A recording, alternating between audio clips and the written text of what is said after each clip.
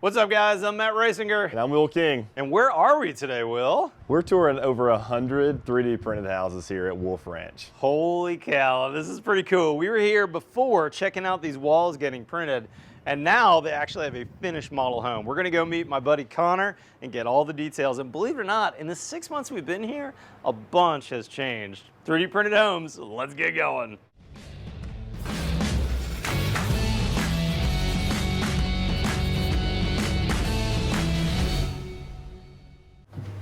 My goodness.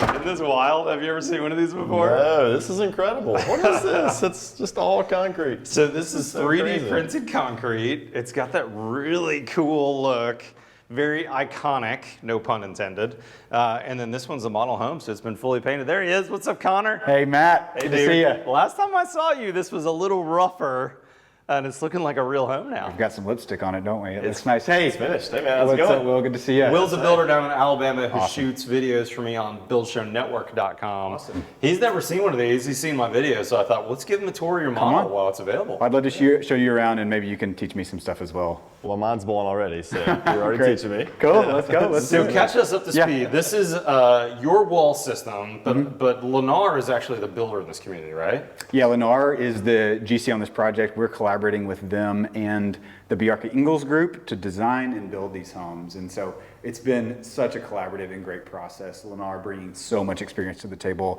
and helping us scale up to develop this technology into something that we can share with a broader audience. Yep. And then BIG, the Bjarke Ingels group, bringing in an amazing design aesthetic that hopefully is blowing us minds. I mean, the design's pretty killer. What did Great you say when marriage. you first walked up? I noticed the exterior immediately. Just like, Yeah. poof, Yeah, man, yeah, all yeah. the metal roof details, your And soffit that details thin with the concrete. edge on the roof. We call it the knife Wild. edge. The Yeah. knife edge is cool, Worked man. hard on that detail.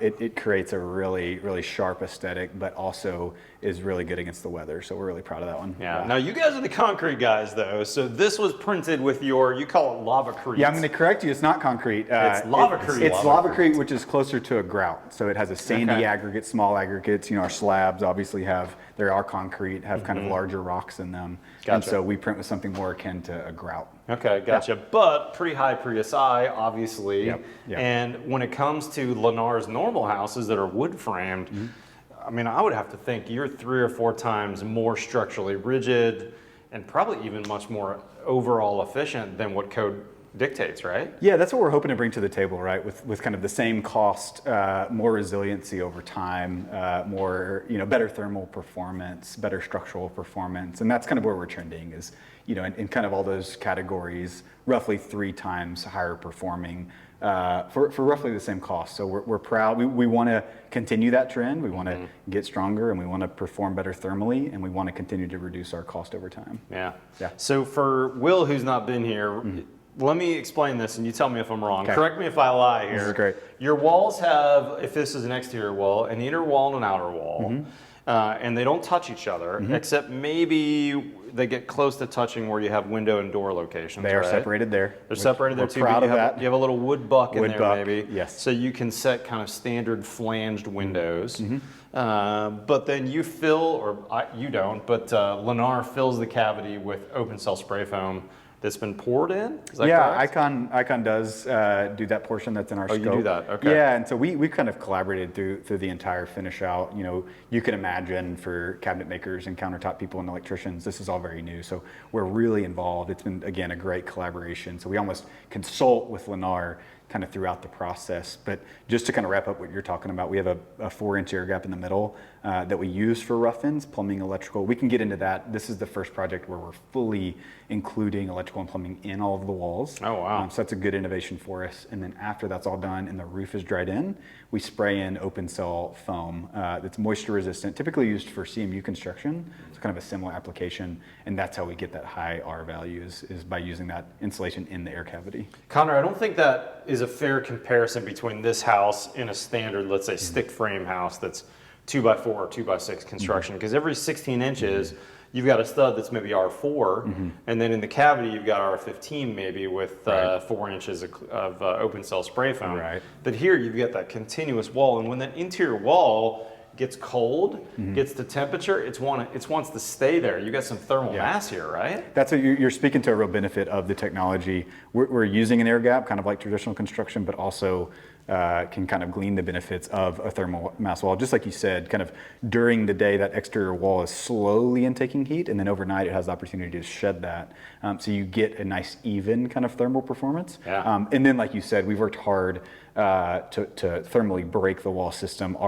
We have an internal design team that works really hard on all of these details. So even at locations where you might think that is occurring, it's not. So like window bucks, door bucks, we've worked on a detail that is thermally broken, and then we'll install things like a wood buck so that the experience of a window installer is kind of similar to what they're used to, right? Yep. Flanges, tape, things like that. Yeah. Now, Will, if you guys don't know, is a former firefighter. Oh, cool. Was in the fire service a long time. When you come in this house and compare this to a wood frame house with, wood framing on the floor and wood framed walls and ceilings, what do you think about this house? I mean, there's a whole lot less fuel here. Yeah. Right? Yeah. So we look at the fuel load for a fire. Yeah. We're significantly less in this Yeah. house. Have you done any fire ratings on your walls? I mean, I'm assuming We that have. right? We've done some projects where we've printed kind of smaller units and some townhomes that have a demising wall. And so as y'all know, that's important for that. We've done some fire rating, and we've landed right at that 2-hour fire rating. Awesome. So the wall system itself can act as a fire rated demising wall as long as you're using the right caulk and things like that. You're also speaking to resiliency, and I'm going to keep going back to that. Yeah, absolutely. Our mission is to drive down cost and time, but really an added benefit to the system is the resiliency factor. And so something Jason, our CEO, talks about a lot is what the walls don't and do want to do, and what they don't want to do is to burn, right? If there's a fire around. They also don't want to get eaten by termites, for instance. They don't want to mold, right? They're not food for mold either. So there are a number of things that mean that not only the material itself will be here a long time, but when it faces challenges, it can kind of stand up to those challenges over time. Yeah.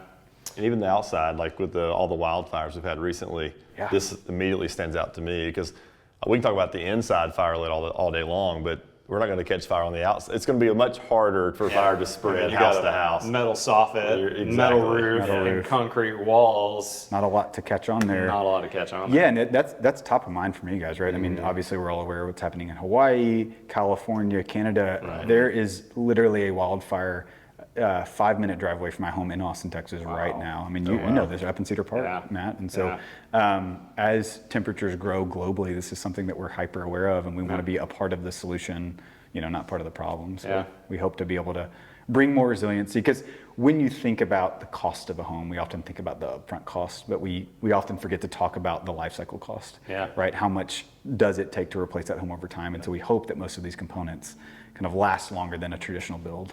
That's something I would love to talk about because, Will and I do a lot of remodeling. I live in a 1970s neighborhood, and I ended up currently building a new house in that neighborhood because the 50-year-old houses, they're not in great shape. I actually started to remodel my house and kind of gave up and took it back to the slab. Yeah. But if we fast forward to, this is 2023, let's fast forward 50 years from now, this house, these cabinets are going to look super dated. The appliances are going to be terrible. But these walls, minus maybe needing another coat of paint, are going to be structurally the same as they are today. And so when it comes to remodelability, I got to say this house, pretty straightforward. What would you do to this house in 50 years? I mean, again, I think kitchen, baths, and paint is going to be the biggest thing. Yeah, that's it. Luckily, we have nice big open floor plans, so I don't really see the need of what you and I have been fighting for a long time in remodeling, of tearing out big load-bearing walls. So plus, like if you wanted to rip out these doors and put some fancy molded doors someday, these doors would pull right out. Your exterior windows and doors would be no big deal. Pop the trim on the outside. You've got room to get the flange. You could put a nice triple glaze UPVC in there someday and really upgrade the performance. You've got a wood frame roof that's a traditionally insulated roof. That could also get changed to a closed cell spray foam, let's say at the roof line, maybe even some rigid rooftop foam. And you could take this from a house that already is above code today to a house that probably meets code in 2073. You are speaking to all the benefits of remodeling these homes, man. And it is a benefit of starting with an open floor plan, right? It gives you more options moving forward. We have already painted the inside and outside of these homes, and so they will easily accept a new coat. I'll harken back to our design team. Once again, they have worked really hard to actually create a booklet that instructs future homeowners on how to change out the window. Here's how here are the steps that you take to replace it if you need to. It's a no-brainer. It's super easy. Yeah, There's really no rot. I mean, the window rots, which you have vinyl windows here, but there's $1. Right. I mean, so there's really not much in terms of remodeling. I don't know about you guys, but when you start to remodel, you often run into that can of worms effect where it's like, I'm just going to change this thing out. But you can imagine in 50 years, it's changing out the windows. That's not going to happen. You're going to get to the concrete and it's going to be fine, and then you can do what you need to do. That's right. We quote, kind of conservatively a 100-year lifespan for these walls, but there are buildings around the world. It's much longer. I think it's going to be much longer. Yeah, and so there's a lot of long-lasting benefit to these walls, I think. Let's talk aesthetics for a minute, because to be honest, I think of your product as being real modern aesthetic, but when I walk in here, it feels a little transitional. There's some traditional elements. I really like concrete floors because they're super durable, and you could always add something else later if you didn't want bare concrete, right? Sure. Anything could be added on top. But even your walls with that kind of puffy, beaded look, once they're painted white, they kind of go away a little bit. They're not as stand in your face as the gray. What's your house that I visited downtown Austin? House Zero house. Yeah, you're also touching on something that we've kind of talked about a while now, is like, what is the design aesthetic? Because if you say modern, it can often feel sterile, cold, right? Clinical. Yeah, exactly. And I think there are some modern elements to this, but the term I've been using mentally is kind of a cozy modern, right? Like you walk in and you feel like the walls are kind of hugging you. Sometimes our walls get referred to as kind of a corduroy, right? Like they're kind of beaded, right? Which is a soft kind of comfy material. And so I know when I walk in, when you think about kind of the vertical curve of the walls and the horizontal curve, you really start to walk into a kind of a soft aesthetic. And so over time, if you want to change, and you're speaking to this a little bit too, you can not only paint, but we also know that you can add things on top of the wall. Now, we don't want to do that in construction, because then all of a sudden you're taken away from the benefits of the process. You can do a trim wall easily over this. You could also fill it in with mortar. You could have a mortar wash wall. At House Zero, we had plaster walls. That's right, some plaster walls. Yeah, and it'll apply directly on top of it. I also really like, I know this is a dumb detail, but I really like how the finish carpenters put a 45 on this, I don't know, it's a 1x4 it looks like, that's trimmed on those doors. Yeah. So I'm sure that the painter caulked probably between whatever 2x buck is in there and your lavacrete wall. Yep. But you can't see it, and there's this shadow line that's a really nice detail, and frankly, cost Lennar almost nothing to do in terms of making that happen. Yeah, we are trying more and more to lean into that idea of a shadow line. Honestly, a difficult detail right now is the straight edge versus the rounded beads, and kind of how do you resolve that? And so what we know, we discovered this a lot at House Zero, and kind of using this ideology in this home is that you don't fight it. You kind of let them coexist, and so you've nailed it. We've installed a buck around the interior doors, put a little strip of drywall and caulked that transition, so you're resisting sound kind of transition there and air. But then on top of that, back cut it at a 45 so that trim can snuggle right up to that curved bead, and you get a nice sharp line. Way to go, Connor. Yeah, I like it. Yep. Let's talk details that change from a drywalled house to a 3D printed house. What would you call this as a builder? It's just a Tapcon. It's a Tapcon. A painted white Tapcon. The details matter, Will. Every builder in the world knows what a Tapcon is. Yep. You get people who are like, how do you hang a painting in these houses? Well, we really should have started with that, because that's the number one question. Is that really? Literally the number one question. And so I'm glad that we can show it kind of in action. If you're in your home and you're installing a heavy piece of art, right, you're going to go get a drill bit, you're going to drill a hole, you're going to put it in an anchor, and you're going to put it in a screw. And you're going to make sure it's in a stud. You're going to make sure it's in a stud. My cheesy joke I make to everyone is you kind of got a stud everywhere, right? You can hang something heavy wherever you want. Right. But you'll go to the store in this case and get that same bit, just a masonry version of it, drill a hole, and then install a Tapcon screw, which is a concrete screw. And really easy process. And you want to fix it, you back it out. If you're a 21-year-old college student, you put Crest in there. Not endorsed by Icon, Matt. That's not endorsed by Icon. No. Okay, so you don't put Crest in there. You put a little grout in there. I actually saw, it was pretty cool by Lennar. They put a little QR code in the wall. that's kind of some of the common questions. And there's your face, Connor, saying, here's how you do it. It's really pretty easy. Yeah. This is a non-issue. Yeah. I got to ask you, though, when it comes to non-issues, I know you hear this a billion times and it probably drives you crazy, but oh my gosh, the walls are going to be all dusty. How do I deal with that? Yeah. What do you guys say after all the million times you've heard that? Yeah, thank you for asking. I mean, it's a common question, and what I can say to start is that in our experience with all of the homes that we've built so far with people living in them, we have not had any issues with that, right? No feedback around kind of dirt buildup or dust buildup and needing to clean. So happy to report that should not be an ongoing maintenance issue. Now, every few years, if that needs to happen, I would imagine a light dusting would kind of go a long way. But besides that, in our experience, and we still I bet own you'd be talking many years before you need to do it. But if you really needed to do it, just use that shop vac attachment that has the brushes. And you could do that if you needed to every 5th year. Yeah. But you know the difference is this is a new house. I bet Lennar's going to build these in the 1 to 2 ACH 50 range, I would bet, on the blower door test. My nerds out there know what I'm talking about. And you could probably even get it tighter than that, which means that you're not going to have much dust in this house. That's right. We've gotten some of our HERS ratings back and are really pleased with the performance of these homes. It is lower than kind of a traditionally built home, which we're really excited about. So easy to keep tight. I mean, you can imagine a lot of the details, Matt, that you talk about in your videos around how to create that tightness kind of come in here. I mean, even looking at like how the wall meets the slab, for instance, right? Like that is inherent in the process. You're not kind of taking an extra step. So yeah, you're nailing it. I gotta say, Connor, after knowing you guys for a little while, this is an Austin-based company. I really want to see you guys blow up because I walk in here and I go, wow, this Lennar. I mean, I could see my kids remodeling this in 50 years and my grandkids remodeling this in 100 years and going, hey, the original builder did a great job.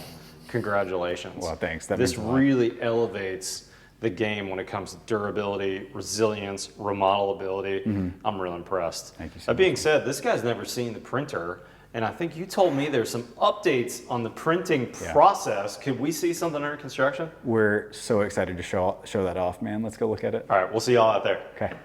All right, guys, Connor's brought us to a house under construction before we show the printer. And as I'm walking in here, Connor, why the spray paint on the jamb here? Yeah, so that's actually liquid applied flashing. This is how we really are making our homes bomb-proof. We want to create a strong moisture barrier behind any window or door installation so that when the window and door installers come in, they can focus on their flanges and their tape and focus on making that waterproof. And so what you're seeing is, number one, the benefits of additive manufacturing. If you can kind of design it, we can print it. And so you're seeing this kind of L-shaped pocket that allows us to install pressure-treated lumber here. We then fill in the gaps, any gaps in the lumber with foam, and then apply liquid flashing from bead to bead. Got it. Create a strong And surface. so these pressure-treated 2x, are these Tapconned into the lavacrite? They are. They are. Gotcha. Plumbed And in and fact, Tapcon. we can see that as we walk in. Yep. Now we can see those Tapcon screws, and that's all it takes. Just put that 2x PT on there, a couple Tapcons, and that's nice and solid. That's it. They get it plumb and slap those in. Easy install. That's pretty easy. Yep. Now, I was thinking that most of your services were actually inside the 3D printed walls, but looks like on this one plumbing wall, you guys actually frame it out. So there's a utility room in every home, and so in those rooms, we've taken the opportunity to fur those walls out. You have a lot of your bigger steps, right? Vents, your big plumbing vent. So this is the one wall in the home that's furred out, besides a couple of tile walls in the bathrooms. But yeah, you're spot on. Everywhere else, we've dropped electrical and plumbing into the walls. That was really important for this project. It's the first time we've done all of that. We've done electrical in most homes, but plumbing was kind of a trickier one. So we're proud to have done that, and I can show you some openings in the walls where we do that. That's cool. And also, I want to point out, this wall is still insulated behind here. Yep. But because the plumbing inspector is going to make you do it anyways, they still insulated the water lines, insulated the P-trap. You can tell the plumbers have been around the block a few times, and they just don't leave it. They just do it. They just do it, right? Yeah, absolutely. And this MC cable here that I'm seeing, which is a cable that already has the sheathing on it already, rather than running conduit.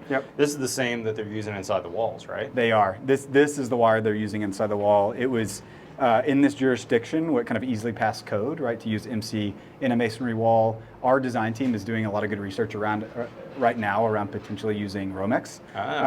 Easier to install, cheaper, Yeah, so less expensive. less expensive. Yeah, so we're excited to potentially bring that to future projects. That's pretty cool. Yeah. And then later, like we saw in the model home, interior door gets installed and that 45 trim goes on, and the rest of these details are pretty straightforward. Yeah, that's the hope. And I'll kind of take this opportunity to speak to part of the benefit of the wall system, because it's important that we don't think about this as replacing the framing, right? It's the full wall system. We're replacing framing, but also sheathing, waterproofing, veneer, inside drywall, tape float texture, and all of that. There's no brick, there's no rock, there's no all stucco. that. So then as you start to finish out the home, you get to steps that you would have normally taken, and you can kind of skip them. So an easy example is thinking about baseboards. So baseboards exist to cover up rough edges on drywall, right? Yep. Well, there's no rough edge on the drywall, so now we don't need baseboards, right? There's no So, base anywhere in these Yeah, houses. you kind of get to steps that you can just skip. So that's how hopefully we start to really innovate around the entire process, not just the walls. And that brings down cost. But speaking of cost, you know, these houses in this neighborhood start about a little under $500,000. And I'm always surprised by the comments like, what can we do to build these houses less expensively? Yeah. Has ICON thought about that at all? Yeah, that has always been at the heart of our mission, is driving down time and cost, which kind of go hand in hand. We've traditionally worked with nonprofits like New Story and Mobile Loaves and Fishes here in Austin, and they've been such good partners.